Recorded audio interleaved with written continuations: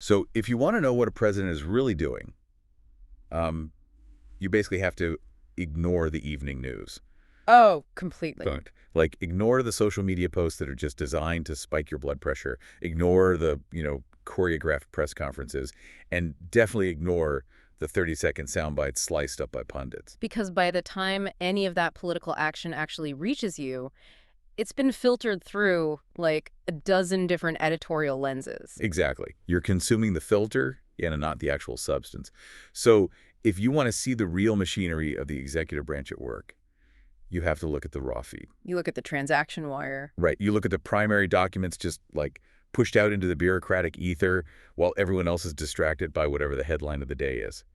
And that's our mission for this exploration today. We are bypassing the filter entirely. Going straight to the source material. Straight to the source. We've got this stack of primary documents, official White House briefings, executive orders, legislative updates, press statements, all spanning this incredibly tight, hyper-focused window. Just 96 hours. Yeah, May 10th through May 13th, 2026. Which is, it's a remarkable case study in statecraft, really, because when you isolate just 4 days of executive output like that, you stop looking at individual policies in a vacuum. Right, you start seeing the whole board. Exactly. You start seeing the underlying architecture of power. You really see the sheer bandwidth of the modern administrative state. Okay, so let's unpack this, because reading these documents back to back, it reveals a really highly sophisticated multi-front strategy. Oh, absolutely. We're going to examine the administration's stated priorities, the actual bureaucratic mechanisms they're attempting to deploy, and, the deliberate messaging strategies woven through all of it. And this is crucial, before we get into the weeds, we need to establish a very clear framework for you, the listener. Right, this is so foundational.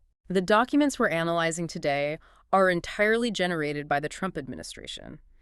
And because they are primary political texts, they are inherently engineered. Right, they're basically PR documents with legal weight. Exactly. They are filled with assertive claims, highly partisan language, and very, very specific political framing. So we are not here to take sides or validate their political arguments, right? Yeah. And we're definitely not bringing in outside fact checkers to verify their statistical claims. No, our job today is purely analytical. Right. We're treating this stack of documents as a text to be studied, impartially.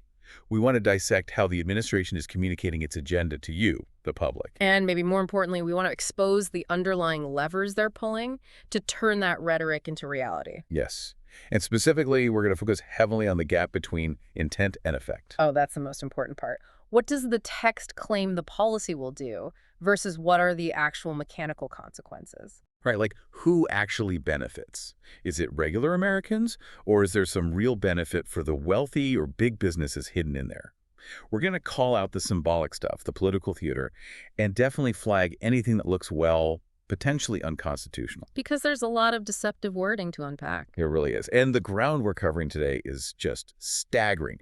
We're looking at how they use the literal history of the 18th century to build a narrative, how they exert pressure through infrastructure, Right. how they pivot to hard federal action on law enforcement, and then, how they try to make it all permanent with lifetime judicial nominations. So let's begin with that narrative foundation. Because before you can execute controversial policy, you kind of have to prime the public psyche. Right. You have to establish who you are and, who you're fighting. Which brings us to the very first document in our stack, released on Sunday, May 10th, 2026. And it's not even a policy directive. No, it's a presidential message celebrating the 251st anniversary of the capture of Fort Ticonderoga. Marking a 251st anniversary, that's a really interesting choice, right? It's a completely off year for a major commemoration. Usually you celebrate the 250th or the 300th. Right. But the text provides the immediate context, noting that this is part of the broader America 250 initiative, kind of laying the groundwork for the semi-quincentennial of American independence coming up in July of 2026. Okay, but the narrative they're building with this specific event, it is incredibly telling.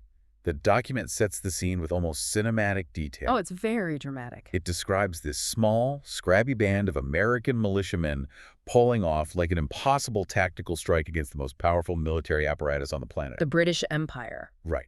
It highlights the Green Mountain Boys of present-day Vermont launching a surprise attack on a British outpost in New York. And the text really leans heavily into the fact that they seized this heavily fortified installation without firing a single shot. Catching the redcoats completely off guard while they slept. Exactly. But why highlight this specific battle right now? Well, the executive branch does not issue historical statements just to help the public pass a trivia night. Right. The utility of history in executive messaging is entirely about modern political identity. Look at the specific themes being elevated here. They explicitly frame it as the forces of liberty, triumphing over the mightiest of empires. Wow. Okay, so they're consciously aligning their current administration and really their political movement with the fighting spirit of the revolutionaries.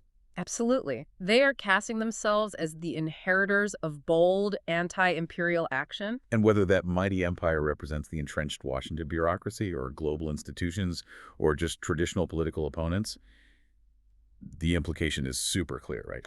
We are the underdogs, and we strike when the establishment is asleep. Yes. And notice the specific individuals they chose to name in the text. They highlight Ethan Allen, the celebrated patriot who led the raid. But they also explicitly name his co-commander, Benedict Arnold. Which is wild. Right. But they ensure they append the modifier, the later treacherous. The later treacherous Benedict Arnold?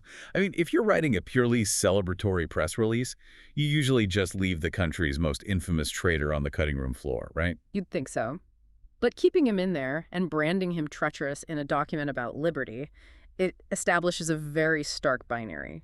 It's a really subtle but powerful way to weave the concept of loyalty versus betrayal into a story about political triumph. It creates an in-group and an out-group. You're either a patriot or you're treacherous. The narrative mechanism extends beyond just the capture of the fort. This is the part that really fascinates me. The document heavily emphasizes the aftermath, specifically the actions of Colonel Henry Knox. Yes, the artillery transport. Right. The text notes that Knox hauled this massive arsenal of artillery and cannons secured at Ticonderoga hundreds of miles across unforgiving terrain to Boston in the dead of winter to break the British grip on the city. It's an incredible historical feat. It is. To me, Henry Knox moving those cannons is like the ultimate 18th century startup pivot. Walk me through that analogy. That's interesting. Okay, so think about it. The Continental Army is basically a scrappy startup.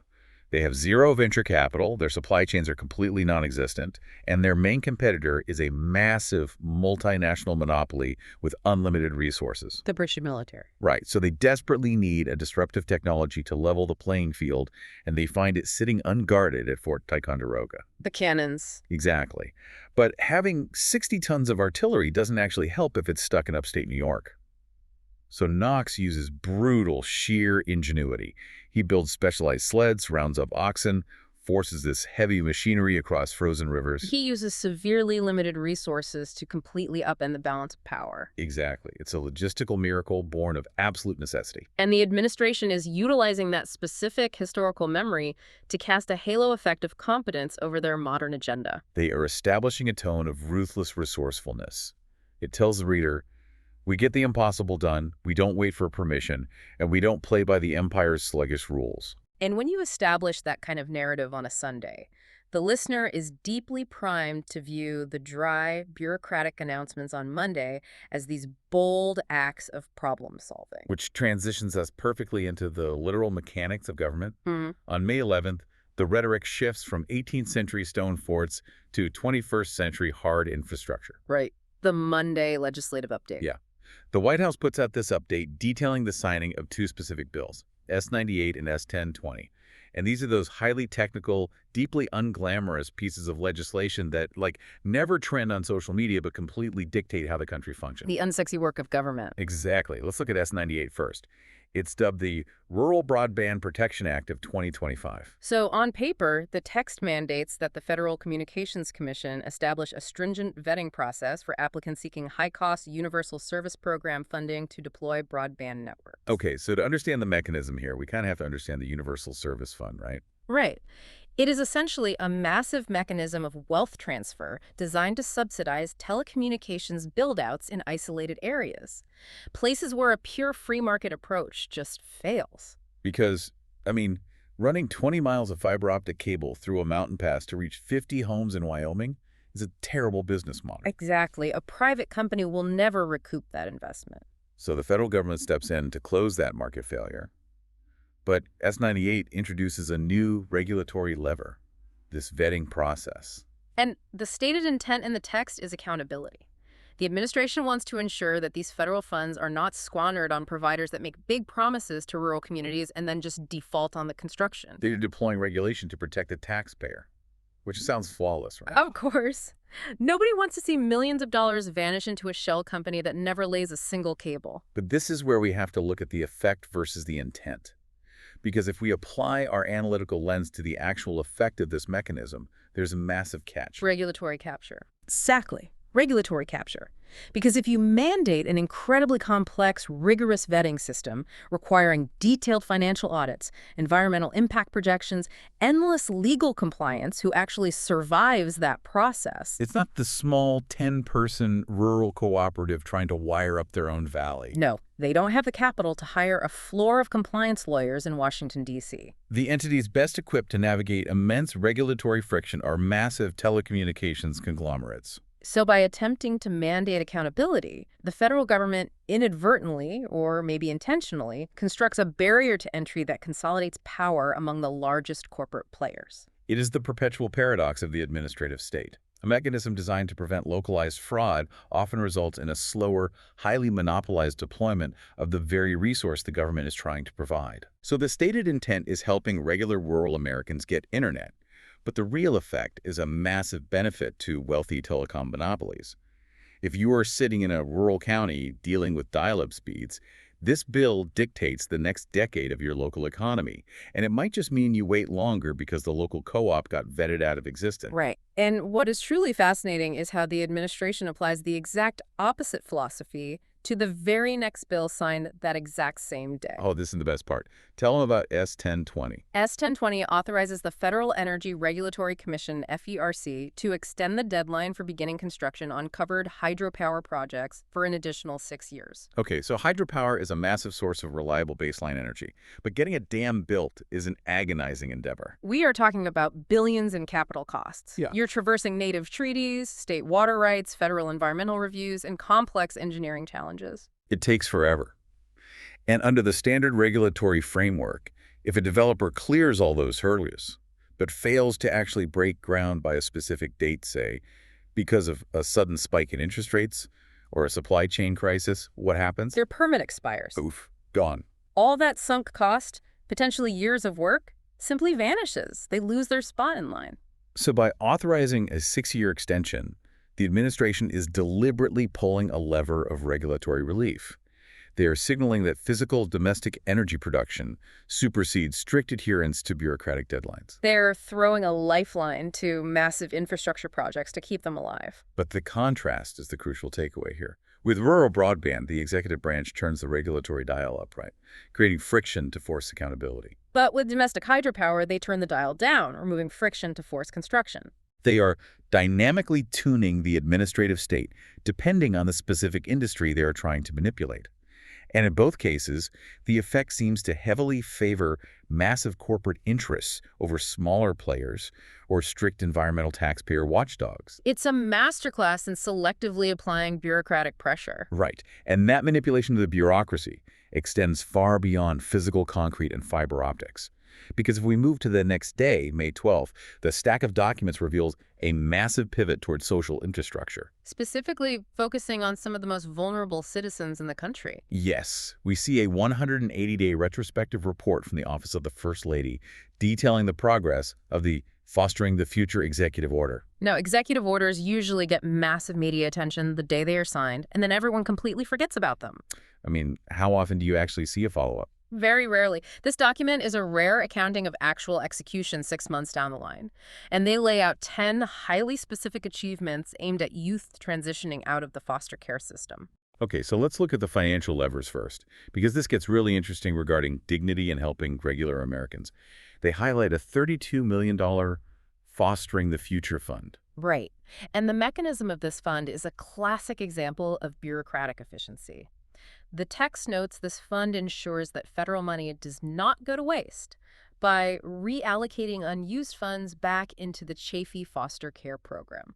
which is wild because federal block grants to states are notoriously inefficient. Oh, incredibly. States often fail to spend the money allocated to them simply because of their own internal dysfunction. So instead of letting those unspent millions just expire and evaporate back into the Treasury, the administration is actively sweeping that money up, ring-fencing it, and directly targeting it toward older youth who are aging out of the system. And they pair that with $30 million secured for housing vouchers through the FYI program, the Foster Youth to Independence program. They note over 1,400 vouchers have been issued. Which is critical, because housing is the singular most dangerous cliff for youth exiting the foster system. The day they age out, state funding for their bed disappears. It just, boom, you're out. Exactly.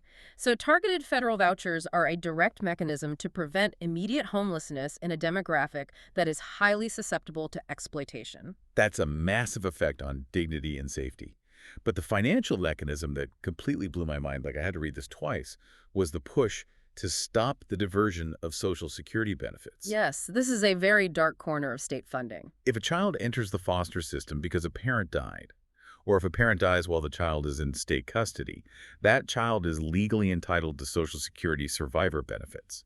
It is a financial asset that belongs entirely to the grieving child. But historically, state child welfare agencies have engaged in this quiet, highly controversial practice of intercepting those federal checks. They essentially seize the child's asset to reimburse the state for the cost of keeping the child in foster care. They are literally taking an orphan's money to pay for the orphanage. It's infuriating, and advocates have screamed about this for decades. So according to the document, the administration engaged in a pressure campaign. Yep. They sent letters urging state governors to halt this practice immediately. And the text proudly lists 9 states that capitulated in the last 6 months: Alabama, Idaho, Kentucky, Louisiana, Mississippi, Nebraska, New Jersey, Utah, and Washington state, joining 12 others. Notice the tool they used, though. They did not pass a new federal law banning the practice. No, the executive branch used the bully pulpit combined with administrative correspondence to essentially shame and pressure states into behavioral changes. And halting that asset seizure is arguably the most tangible economic intervention in the entire document.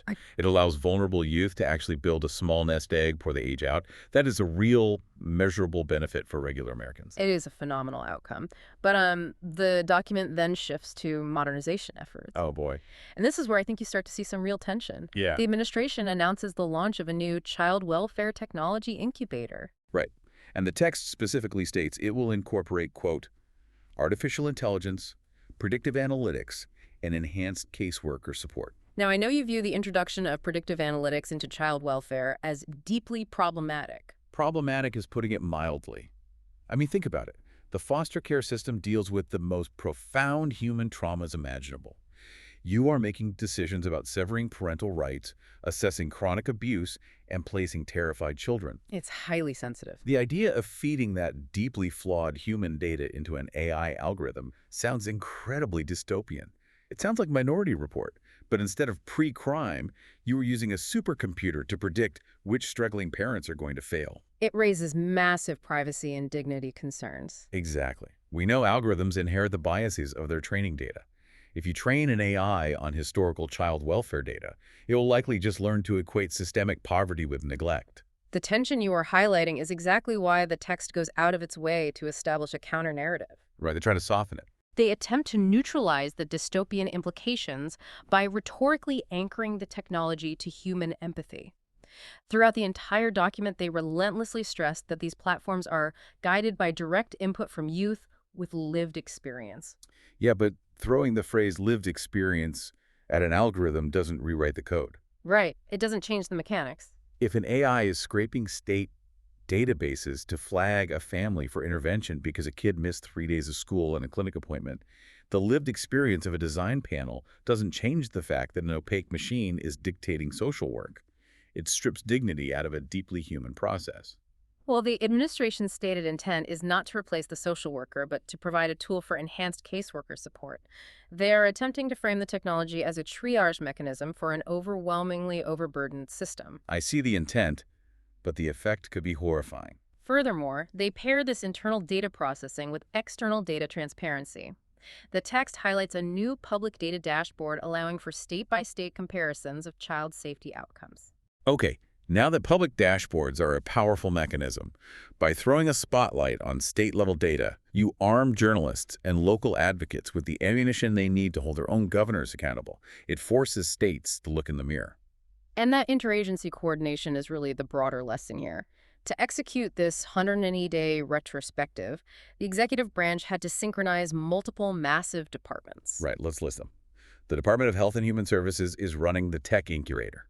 The Treasury is sweeping the chafy funds. The Department of Housing and Urban Development is administering the vouchers and issuing calls to action to faith-based organizations. The Office of Personnel Management is issuing new guidance for paid parental leave for federal employees who foster. The Department of Education is building career pathways. I mean, it is a staggering display of a synchronized bureaucracy. They have mobilized 5 separate, sprawling federal departments to laser focus on one specific, highly marginalized demographic. It proves that an executive order is only as powerful as the administrative follow-through. When actively managed, the presidency can force the entire apparatus of government to row in the exact same direction.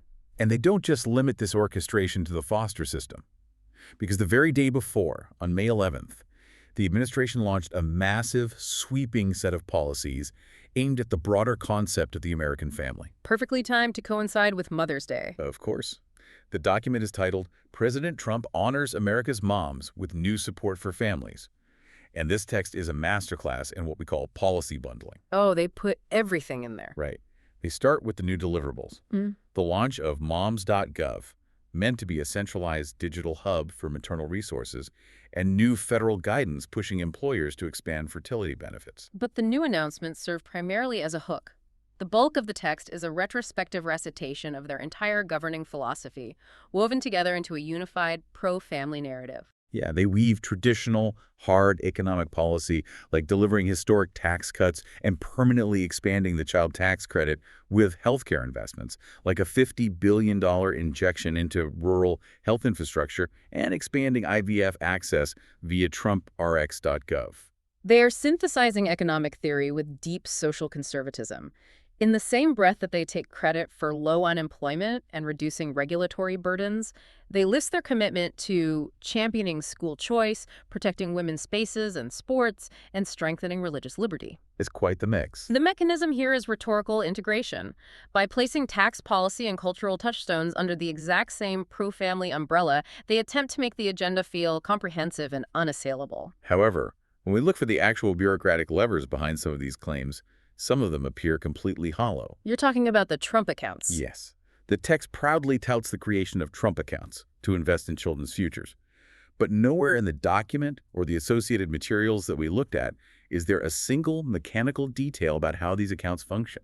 And to evaluate a policy's effect, we have to understand its architecture. Right. Is a Trump account akin to a 529 education savings plan, heavily reliant on a family's existing disposable income and offering tax advantages primarily beneficial to higher earners? Or is it akin to a baby bond, a direct federal endowment granted at birth to close the wealth gap? The text provides 0 answers. It doesn't say who funds them, who qualifies for them, or how the money grows. Which leads to the analytical conclusion that within the context of this specific release, the Trump accounts are symbolic political theater. Exactly. They are entirely misleading. They serve as a rhetorical placeholder to project a visionary pro-child stance, contrasting sharply with the highly specific, concrete $50 billion rural health pledge. An administration will often blend the symbolic with the concrete to maximize the emotional impact of a press release while minimizing the immediate fiscal commitment. It looks great on paper, but offers 0 real benefit to regular families. But, the most fascinating mechanism in this Mother's Day document isn't a policy at all. It's a media strategy. Oh, this is brilliant.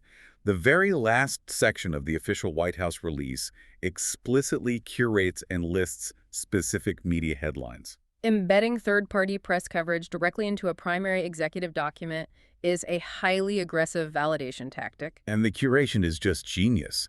They list Bloomberg Law highlighting labor and health departments boosting fertility care. They list the Washington Post writing about making fertility benefits easier to access. But right alongside the legacy establishment press, they list the Daily Signal praising their child care plan and the Daily Wire celebrating pro-life and health freedom wins. It is a dual-track validation engine. By citing the Washington Post and Bloomberg, The administration co-opts the credibility of the mainstream press to establish the factual, concrete reality of their policy achievements. They're telling the moderate voter, even the institutions that typically oppose us admit we are delivering. Right. But by citing the Daily Wire and the Daily Signal, they're sending a highly targeted signal to their core ideological base. They're saying the conservative vanguard confirms we are winning the cultural fight. It projects an aura of total, undeniable success across every conceivable political demographic. And you notice the administration spends May 11th and May 12th utilizing words like compassionate support, dignity, loving homes, and empowerment. Very warm language. They construct an overarching narrative of a nurturing, protective federal government heavily invested in the domestic tranquility of the family unit. Which makes the rhetorical whiplash on May 13th almost physically jarring. We transition from domestic nurturing to a brutal, uncompromising vision of domestic security. The occasion is National Police Week, and the White House releases a statement titled, "President Trump's unwavering support for law enforcement is making America safe again." The shift in tone is absolute. The gentle, supportive embrace of the First Lady's foster care initiative vanishes, replaced by intensely combative martial language. It reads like a political good cop, bad cop routine. And let me remind you, the listener, we are analyzing the mechanics of the text here, not endorsing the claims.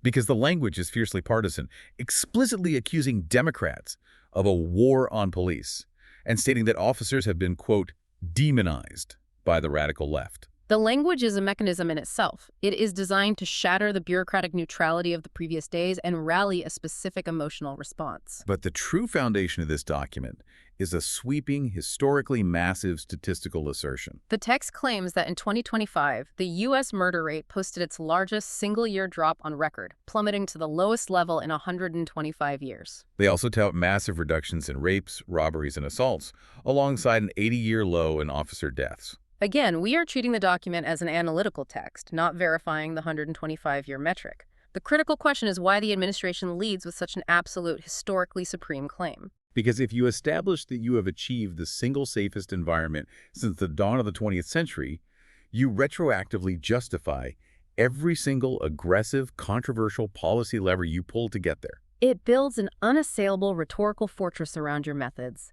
If the result is a 125-year low in murder, the text implies that questioning the tactics is tantamount to inviting violence.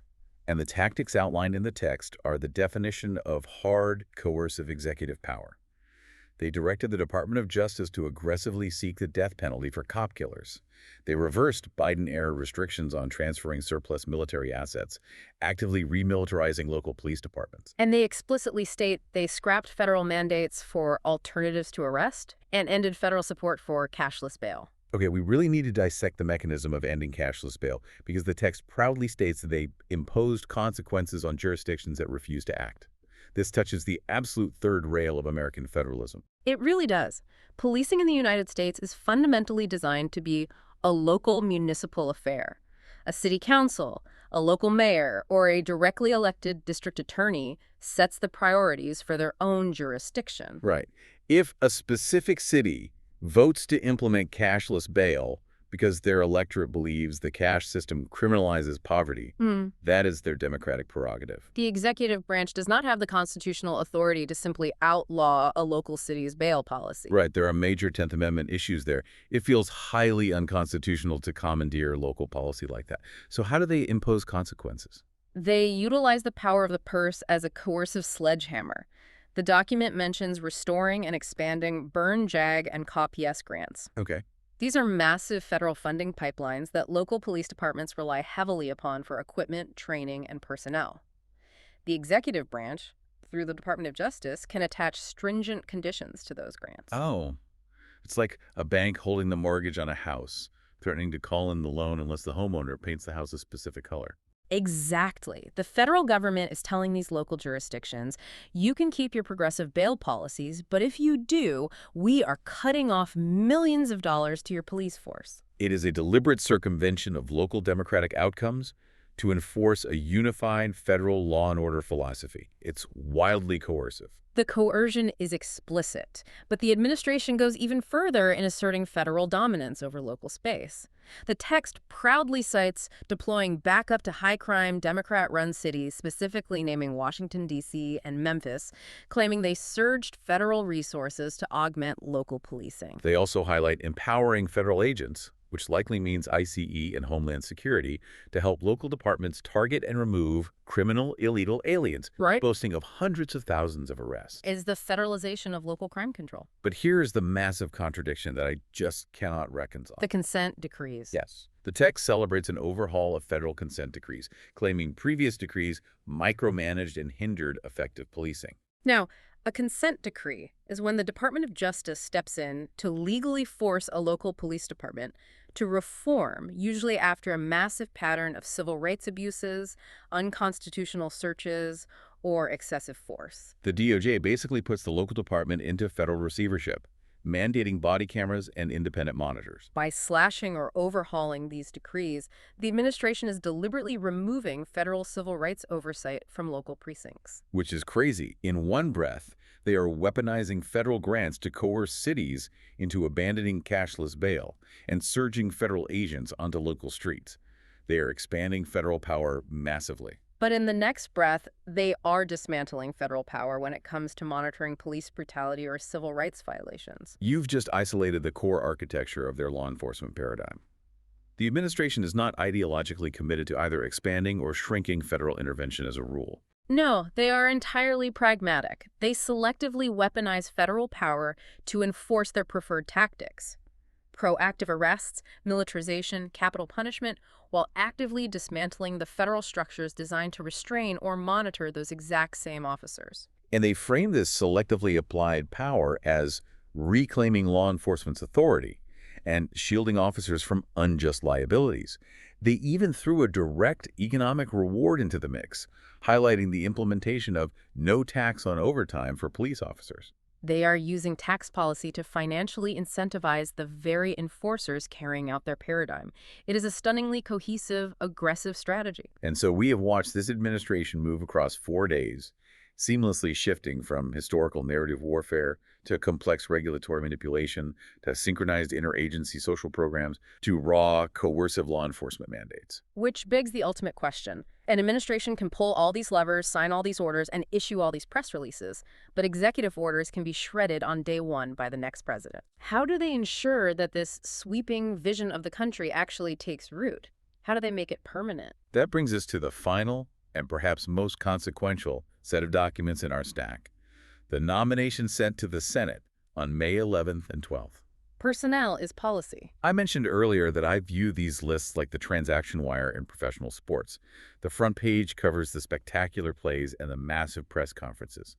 But the tiny column in the back of the paper that lists roster moves, who got traded, who got called up from the minors, that tells you how the general manager is actually building the team for the long haul.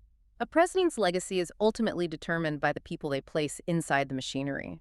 And the nominations list reveals a multi-tiered approach to cementing power. First, we look at the judicial appointments. On May 12th, the White House sent a slate of names to the Senate for lifetime appointments to the federal bench. We see Colmenero, Martin, Mitchell, and Pozos nominated for district courts across Texas, Michigan, and Pennsylvania. But the crucial names are Domenico and Traynor, nominated for the 10th and 8th Circuit Courts. Now, the American public focuses almost exclusively on the Supreme Court. Right, but the Supreme Court hears a tiny fraction of cases each year. The vast, overwhelming majority of federal law, regulatory disputes, and constitutional challenges are finally and permanently decided at the circuit court level. The appellate courts are the true arbiters of the administrative state. By placing young, ideologically aligned judges onto these circuit courts, the administration is installing a structural firewall.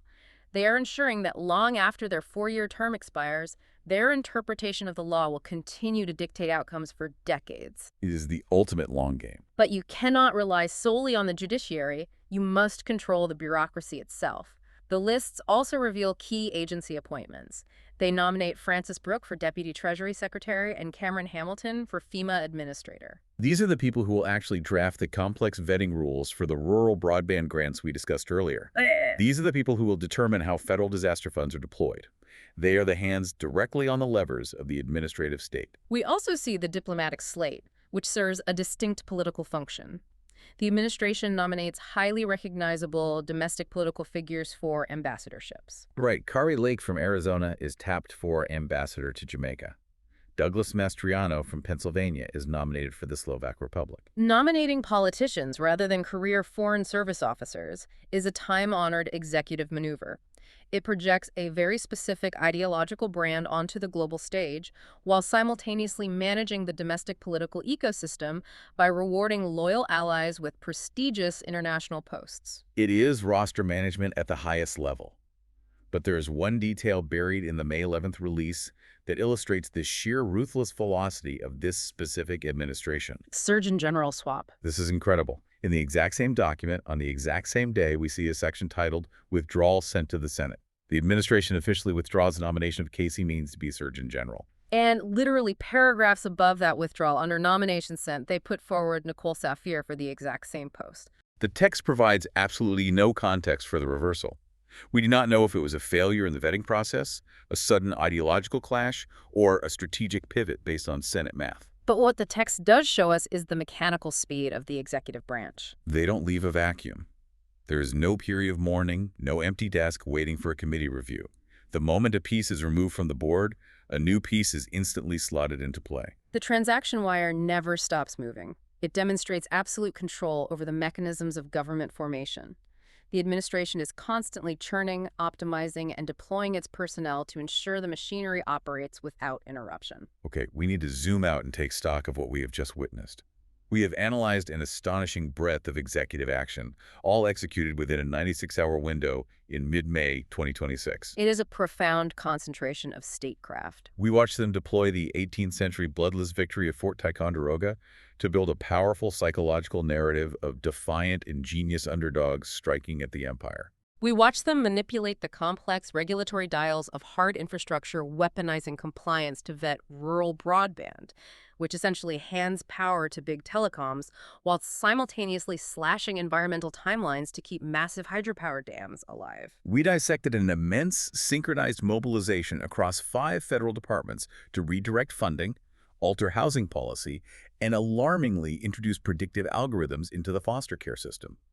A highly ambitious attempt to reshape social infrastructure. Which they masterfully bundled into a sweeping economic and cultural agenda for Mother's Day, deploying a calculated dual-track media strategy to validate their success across both the legacy press and the conservative vanguard, even if some of those policies, like the crimp accounts, were purely symbolic.